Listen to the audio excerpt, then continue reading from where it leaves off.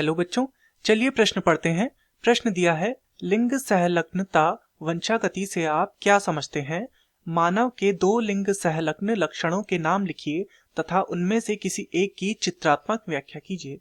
तो इस प्रश्न में हमसे लिंग सहलग्नता वंशानुगति के विषय में पूछा गया है, अर्थात इस प्रश्न की जो मुख्य अवधारणा है, जो मुख्य अवधारणा इस प्रश्न की है वह लिंग सहलग्नता पर आधारित है।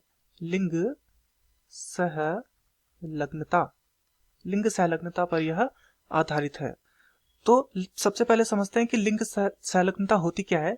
तो हमें पता है कि लक्षणों की वंशानुगति होती है, अर्थात लक्षण एक पीढ़ी से दूसरी पीढ़ी में स्थानांतरित होते हैं।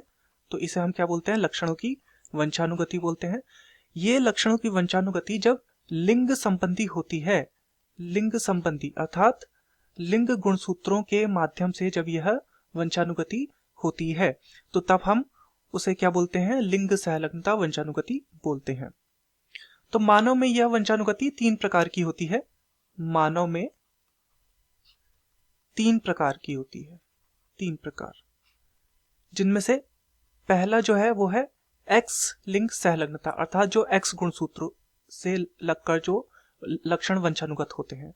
तो ये समजात गुणसूत्रों पर पाई जाती है। इस प्रकार की सहलग्नता समजात गुणसूत्रों पर पाई जाती है और इसके उदाहरण हैं वर्णांधता, वर्णांधता तथा हीमोफीलिया, हीमोफीलिया,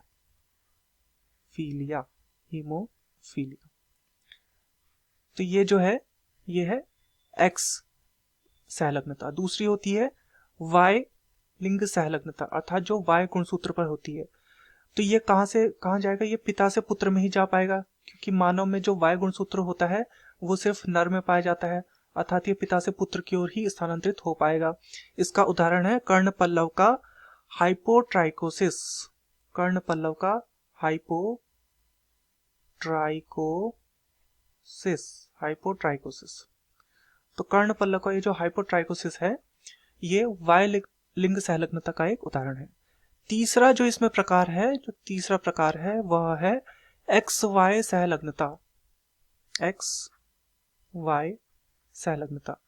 तो इनकी जो होती है वो सामान्य वंशानुगति होती है, सामान्य वंशानुगति होती है इनकी।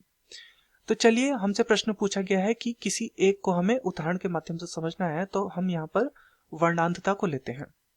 वर्णांधता, वर्णांधता। तो वर्णांधता में क्या होता है? वर्णांधता एक ऐसी समस्या है जहां पर रंगों को पहचानने में समस्या उत्पन्न होती है। तो एक स्थिति हम ऐसी मानते हैं जहां पर एक स्त्री है जो कि वर्णांध है, वर्णांध स्त्री है।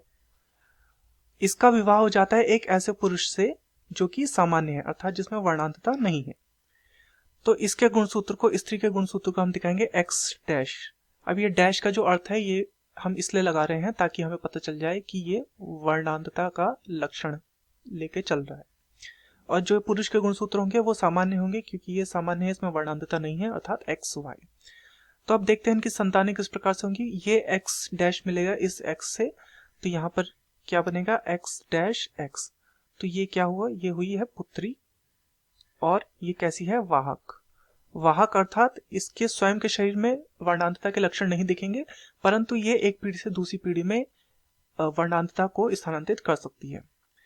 फिर ये x मिलेगा इस y से, तो ये बनेगा x डैश y। तो यहां पर क्या हुआ? पुत्र। और ये पुत्र कैसा होगा? वर्णांध होगा, वर्णांध। फिर ये x मिलेगा इस x से, तो बनेगा x डैश x। तो यहां पर फिर से पुत्री है और यह भी कैसी है? यह भी वाहक है, वाहक। फिर ये वाला x मिलेगा इस y से, तो ये मिलेगा एक्स वाई। अब यहाँ पर क्या है? पुत्र है और यह पुत्र भी कैसा है? यह भी वर्णांध है, वर्णांध। तो चलिए अपने प्रश्न की ओर चलते हैं। प्रश्न में हमसे पूछा गया था, लिंग सहलग्न वंशानुगति से आप क्या समझते हैं? मानव के दो लिंग सहलग्न लक्षणों के नाम लिखिए, उनमें से किसी एक की चित्रात्मक व्याख्या कीजिए। तो लिंग संलग्न वंशानुगति का अर्थ है जहां पर लक्षण की जो वंशानुगति होती है वो लिंग संबंधी होती है, तो उसे हम लिंग संलग्न वंशानुगति कहते हैं। मानव में इसी प्रकार के दो लक्षणों के उदाहरण है या दो रोगों के उदाहरण है, वर्णांधता तथा हीमोफीलिया। हमने वर्णांधता को समझा। वर्णांधता में हमने देखा कि स्त्री वर्णांध थी तथा पुरुष सामान्य था। तब क्या हुआ, दो पुत्रियां हुई जो कि दोनों की दोनों वाहक थी तथा दो पुत्र हुए जो दोनों के दोनों वर्णांध थे। मैं आशा करता हूं आपकी यह समझ में आया होगा। धन्यवाद।